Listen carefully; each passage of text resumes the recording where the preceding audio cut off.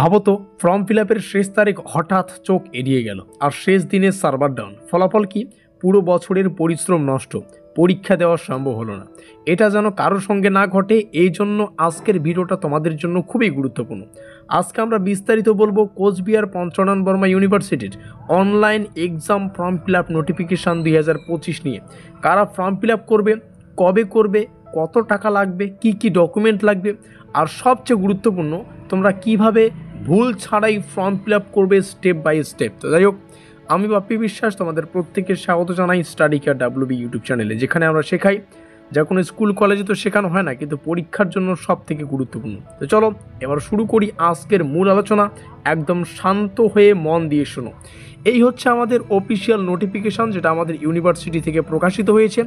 এই নোটিফিকেশনের মূল বিষয়বস্তুতে আমরা যদি আসি, তাহলে এই মার্কিন যুক্ত এলাকায় কিন্তু আমাদের ডেটটা সুন্দর করে উল্লেখ করা আছে। অর্থাৎ ফর্ম ফিল আপ শুরু হবে 23শে ডিসেম্বর, 23/12/2025, অর্থাৎ 23শে ডিসেম্বর থেকে, এবং শেষ তারিখ হচ্ছে 26/12/2025, অর্থাৎ 26শে ডিসেম্বর। মানে হাতে মোট আছে মাত্র 4 দিন। 4 দিনে আমরা যত তাড়াতাড়ি করা যায় ততই কিন্তু ভালো হবে, এটা মাথায় রাখবে। 23 তারিখ থেকে 26 তারিখ, 4 দিন কীভাবে হয়? 23 থেকে 26 তো 3 দিন হয়, কিন্তু 23 তারিখটা পুরো ধরো, একদিন হলো 24 তারিখ, 25 তারিখ এবং 26 তারিখ, টোটাল কিন্তু 4 দিন তোমরা হাতে পাচ্ছ। এবার হচ্ছে অ্যাপ্লিকেবল সেমিস্টার্স, অর্থাৎ যে সেমিস্টারগুলোর কথা এখানে সুন্দর করে বলা আছে, সেই বিষয়টা তো এখানে সুন্দর করে লেখাই আছে এই মার্কিন যুক্ত এলাকায়। ব্যাপারটা হচ্ছে কি, যে এই ফর্ম ফিল আপ করতে পারবে ফার্স্ট সেমিস্টার যারা রেগুলার এবং ব্যাকলগ ছাত্রছাত্রী রয়েছ, যারা ফার্স্ট সেমিস্টারে রয়েছ, সেই সঙ্গে থার্ড সেমিস্টার যারা রেগুলার এবং ব্যাকলগ ছাত্রছাত্রী রয়েছ। অর্থাৎ এক কথায় বলতে গেলে, যদি কেউ ফিফথ সেমিস্টারে পড়ে থাকো তোমাদের রেগুলার হবে। অর্থাৎ প্রথম কথা বোঝো, যারা ফার্স্ট সেমিস্টারে আছো, 2025-এ তোমাদের পরীক্ষা, তোমরাও এই এক্সাম ফর্ম ফিল আপটা করতে পারবে। সেই সঙ্গে যারা থার্ড সেমিস্টারে রয়েছো প্রেজেন্ট, মানে বর্তমানে, তোমরাও করতে পারবে। কিন্তু তোমরাও কিন্তু তোমাদের যদি কোনো সাবজেক্টে ব্যাক থাকে, তাহলে সেই ব্যাকলগ যদি প্রথম সেমিস্টারে থাকে সেটাও করতে পারবে। অন্যদিকে যারা ফিফথ সেমিস্টারে প্রেজেন্ট ছাত্রছাত্রী রয়েছো, তোমরা কি করবে? তোমাদের থার্ড সেমিস্টারে যদি ব্যাক থাকে সেটাও করতে পারবে, আর অন্যদিকে ফার্স্ট সেমিস্টারে যদি কারো ব্যাক থাকে সেটাও করতে পারবে। এবার মোদ্দা কথা হচ্ছে, তোমরা নিচে আমাদের যোগাযোগ নম্বর এখানে দেখতে পাচ্ছ, এখানে যোগাযোগ করে 100% কমনযোগ্য নোটপত্রগুলো সংগ্রহ করে তোমাদের প্রস্তুতিটা তোমরা আরও জোর কদমে নিতে পারো। আবারও বলছি, প্রথম কথা, কোনো ছাত্র যাতে কোনো সাবজেক্টে ব্যাক না পায় সেভাবেই তোমাদের প্রস্তুতি নেওয়ার কথা বলা হচ্ছে। বিশেষ করে ফিফথ সেমিস্টারে যে সমস্ত স্টুডেন্ট রয়েছে, তোমাদের খুব ভালো হবে যদি ফার্স্ট সেমিস্টারের ব্যাকলগগুলো ক্লিয়ার করো, কারণ ফার্স্ট সেমিস্টারের ব্যাকলগ কিন্তু বেশি সময় দেবে না। সম্ভবত 3বার, কিন্তু আমি জাস্ট নিশ্চিত হয়নি, কিন্তু আমার মনে হচ্ছে 3বারই কিন্তু চান্স থাকে, এখনও নিশ্চিত হয়নি যদিও। তো 3বারের মতো কিন্তু একটা সাবজেক্টে তোমাদের পরীক্ষা দেওয়া অ্যালাউ করে। তো অবশ্যই ফার্স্ট সেমিস্টারটা ক্লিয়ার করবে। যারা থার্ড সেমিস্টারে রয়েছে তোমাদেরও কিন্তু ব্যাকলগটা ক্লিয়ার করবে, আর রেগুলার তো ক্লিয়ার করতেই হবে।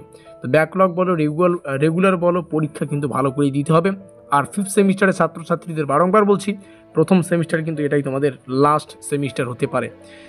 আমরা নিচে এসে ফিস স্ট্রাকচার দেখে নেব। তার আগে আমরা আমাদের এক্সামিনেশন যে ফর্ম ফিল আপ, তার যে অফিসিয়াল ওয়েবসাইট, সেটা আমরা এখানে দেখতে পাচ্ছি, www.cbpbu.net। সেই সঙ্গে নিচে আসবো ফিস স্ট্রাকচার, যেটা দেখে নেব আমরা। অর্থাৎ সবাইকে মনে বা সবাইয়ের মনে একটাই প্রশ্ন থাকতে পারে, কত টাকা লাগবে। তো চলো সেই টেবিলটা দেখে নিই। টেবিলের স্ট্রাকচার তোমরা এখানে দেখে নিতে পারো। এক্সামিনেশন ফিস হচ্ছে 400 টাকা, সেন্ট্রাল ফি হচ্ছে 150 টাকা, কম্পিউটার মার্কশিট হচ্ছে 50 টাকা, প্র্যাকটিক্যাল ফি 150 টাকা।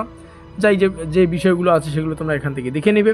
টোটাল কস্ট হচ্ছে 875 রুপিস থেকে মোটামুটি 1000 টাকার মতো কিন্তু যেতে পারে, ডিপেন্ডিং অন কোর্স, কোন কোর্সে রয়েছে সেটা।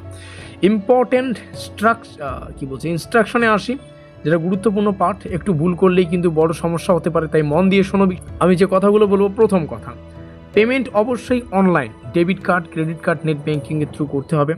দ্বিতীয় কথা যেটা হচ্ছে, ফর্ম সাবমিট হওয়ার পরেই কিন্তু প্রিন্ট কপি অবশ্যই রাখতে হবে, যেটা মোস্ট ইম্পর্টেন্ট বিষয়। তৃতীয় কথা যেটা হচ্ছে, ফিস একবার দিলে কিন্তু সেটা রিফান্ড হবে না। এই 3টে বিষয় এখানে লেখা আছে, আমি 3টে সুন্দর করে উল্লেখ করলাম। চতুর্থ নম্বর যে পয়েন্টগুলো এখানে লেখা নেই, কিন্তু আমি বলছি 4 নম্বরে যেটা রয়েছে, সেটা হচ্ছে অবশ্যই photo, signature, admit card and marksheet scan করে প্রস্তুত রাখবে। যদি লাগে তো অবশ্যই যে বিষয়গুলো বললাম। আমি নিশ্চিত নই, কিন্তু লাগতে পারে।